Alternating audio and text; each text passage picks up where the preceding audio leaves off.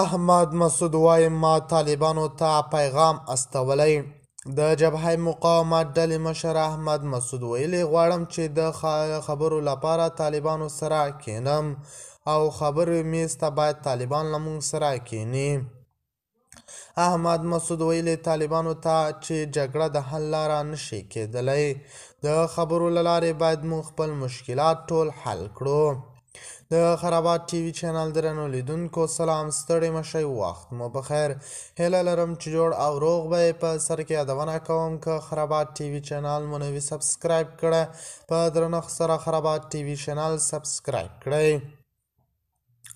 د افغانستان د جبهه مقاومت ډلې مشر احمد مسعود وایي طالبانو ته یې پیغام استولی او ترې غوښتي دي چې جګړه د یو بل له منځه وړل او له پامه غورځول د حل لاره نه ده.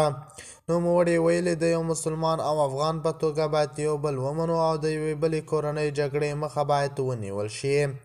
ښاغلي احمد مسعود دا څرګندونې له بي بي سي سره په یو ځانګړې مرکه کې کړې دي او ویلي دي چې جګړه نه غواړي او له طالبان هم ورته تمه لري. دی وایي زه غواړم طالبانو ته ووایم چې موږ دوی په جګړه له منځه نشو وړلی. یو ځل مو دا کار وکړ خو دوی بیرته راغلل. ټول له جګړې ستړي شوي دي. زه هېڅ جګړه نه غواړم او طالبان هم باید دا ومني. د جبهه مقاومت ډلې مشر احمد مسعود چې له دې شورا باید طالبان د جبهه مقاومت شورا سره خبرې پیل کړي. موږ یو بل ته دوکه نشو ورکولی.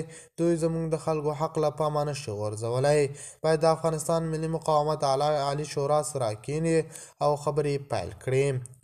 د خرابات ټي وي چینل درنو لیدونکو دا و زموږ ته د مهال چمتو کړی خبر. د الله په امان تر بیا خیر چارې.